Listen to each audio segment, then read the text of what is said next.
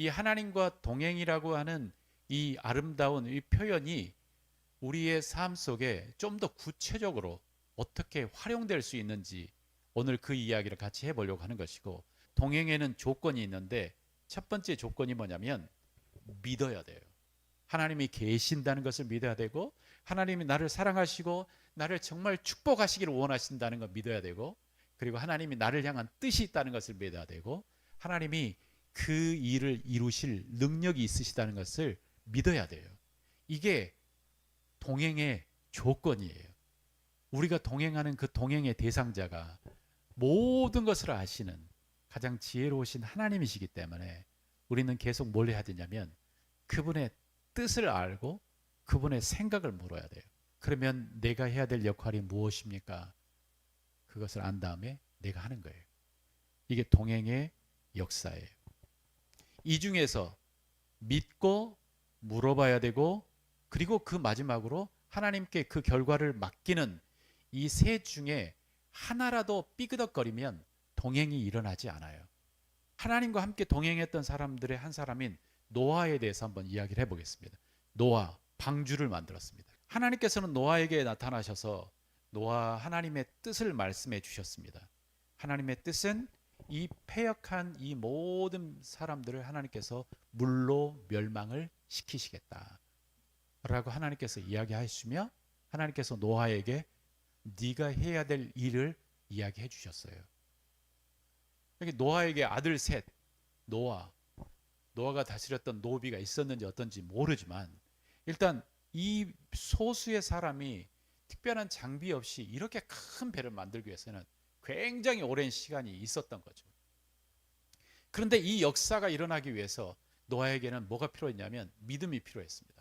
하나님이 하라고 하셨다. 하나님의 명령이다. 하나님의 뜻이 있어서 나에게 말씀하셨다 라고 하는 이 믿음이 절대적으로 필요했습니다. 그리고 노아는 자신이 뭘 해야 하는지 명확하게 알았습니다. 배를 지어야 된다. 그래서 이 긴 시간 동안, 청난 긴 시간 동안 배를 건축하기 시작했습니다. 근데 이 배를 건축하는 그 시간 동안 노아가 정말 하나님이 부르셨는데, 근데 진짜 비를 하나님께서 내리실까?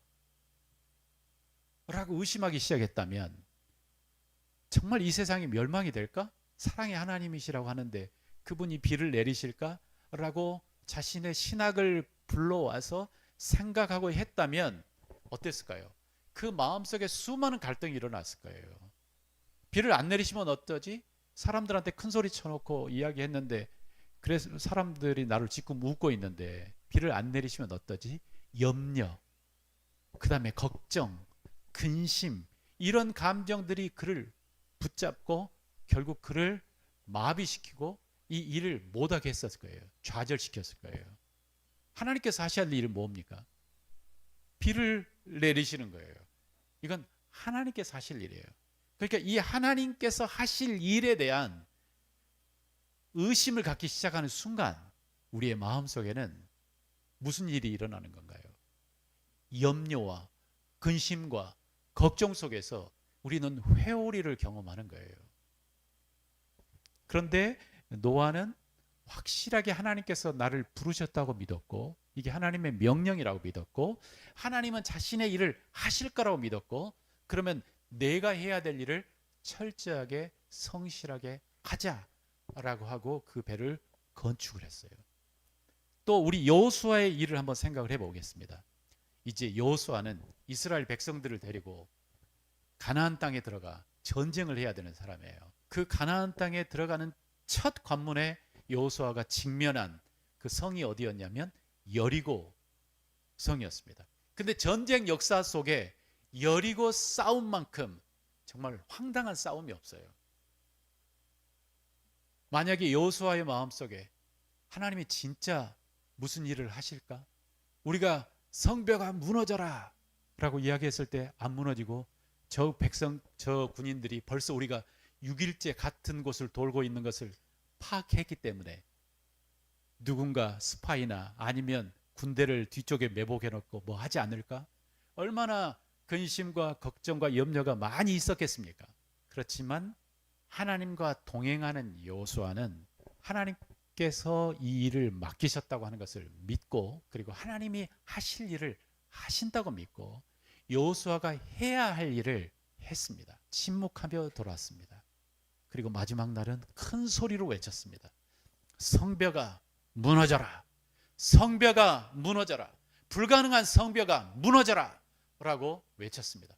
그리고 그 결과는 성벽이 무너졌습니다. 고고학자들이 이야기하기를 성벽이 안쪽으로 무너지지 않고 성벽이 바깥쪽으로 무너졌습니다. 무언가 큰 힘이 이 성벽을 바깥쪽으로 무너뜨린 것입니다. 이처럼 동행에는 해야 될 역할이 있습니다. 하나님이 하셔야 될 역할과 내가 해야 될 역할. 먼저 동행을 생각하면 이 동행은 하나님의 큰 축복이에요. 특권이에요. 은혜예요. 왕이신 분과 우리가 동행을 하잖아요. 그런데 제가 처음에 이제 대학교를 졸업하고 선교 훈련을 갔다 와서 내가 어떻게 살아야 되나 그 갈등을 하고 있었을 때가 있었어요. 이제 러시아라고 하는 것을 선교 훈련을 다녀온 후에 지금 어떻게 해야 되나 내 삶이.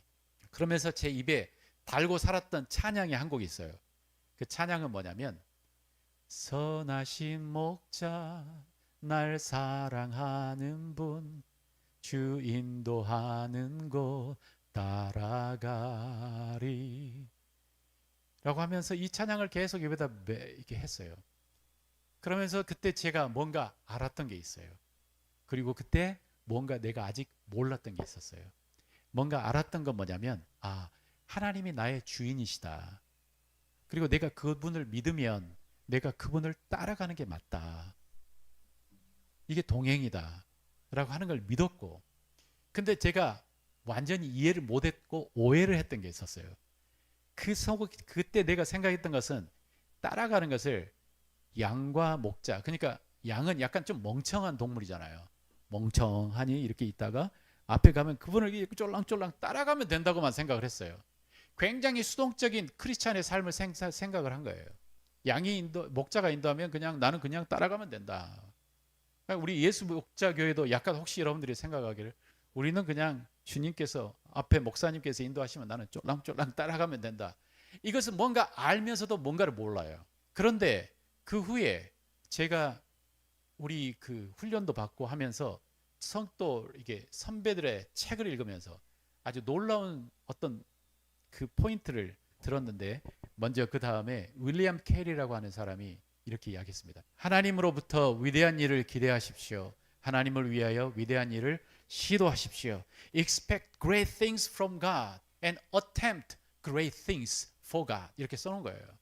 여기에는 절절절 따라가는 양의 모습이 보인가요? 아니면 뭔가 나의 마음을 다해서 마치 내일인 것처럼 위대한 일을 시작하려고 하는 어떤 사람의 목소리가 들린가요? 이 윌리엄 캐리의 목소리였어요. 참 특별했어요. 내가 생각하는 수동적인 그런 모습이 아니었어요. 하나님을 위해서 위대한 일을 계획하고 하나님을 위해서 위대한 일을 해봐라. 또 내가 CCC 훈련을 받는데 이런 문구가 있었습니다. 성공적인 전도는 성령님의 능력 안에서 예수님만을 전하고 그 결과는 하나님께 맡긴다. 저는 이 말을 들으면서 이제 뭔가 그림이 짝이 맞아지기 시작했어요. 하나님과 동행한다는 것은 하나님께서 인도하시고 내가 같이 걷지만 그러나 내가 수동적으로 따라가는 것만은 아니구나. 그러니까 동행이라고 하는 것은 결과를 확실하게 하나님께 맡기는 것이 동행이에요. 또 우리가 너무 사랑하고 잘 알고 있는 분의 또 소리가 하나 들립니다. 그 다음 PPT를 보여주시면 주소택 목사님. 같이 읽겠습니다. 시작. 나는 아무것도 해보지 않고 실패했다기보다는 위대한 일을 해보고 그 결과는 하나님께 맡긴다 라고 말씀하셨어요. 그러니까 이 믿음의 리더들이 하나님과 동행이라고 하는 이 동행을 생각하며 정리한 것이 뭐냐면, 그 다음에 PPT를 보여주시면 이거예요. 하나님께 뜻을 구하고 내가 할 최선을 다하고 그리고 그 결과를 하나님께 맡기는 거예요. 그러니까 양이 목자를 쫄쫄쫄 따라가는 수동적인 게 아니에요. 하나님과 함께 긴밀하게 대화하며 하나님이 하실 일을 하시는 것을 믿고, 그러니까 이것을 그냥 하나님께 맡겨둬야 돼요. 내가 해야 할 일을 최선을 다해서 하는 거예요. 그래서 믿음의 사람들이, 선배들이 이렇게 이야기했어요. 모든 것이 다 나에게 달린 것처럼 열심히 일해라. 그리고 모든 것이 하나님께 달린 것처럼 기도해라. 이 맥락들이 같이 따라가 있어요. 이것이 동행이라고 하는 그 의미예요. 그래서 우리가 해야 될 것은 뭐냐면, 우리가 어떤 소원과 우리가 목표가 생기면은 하나님께 물어야 돼요. 하나님, 이게 하나님의 뜻입니까? 그리고 하나님의 뜻이라면 내가 해야 될 일이 무엇인가요? 라고 하면서 그 일을 최선을 다하는 거예요. 그렇지만 무엇을 맡겨야 됩니까? 그 결과는 하나님께 맡겨야 돼요. 우리 이 교회를 개척하면서도 동일한 원칙이 계속 반복되고 있습니다. 지금 우리 그 설립 예배 때 오셨던 그 목사님, 이 모든 교회가 다 죽어갈 때 어떻게 교회를 개척하셨나요? 그런데 하나님께서 분명히 강력하게 말씀을 하셨어요. 교회를 개척하라고. 그래서 우리는 열심히 내가 해야 될 일, 우리가 해야 될 일을 하고 있어요.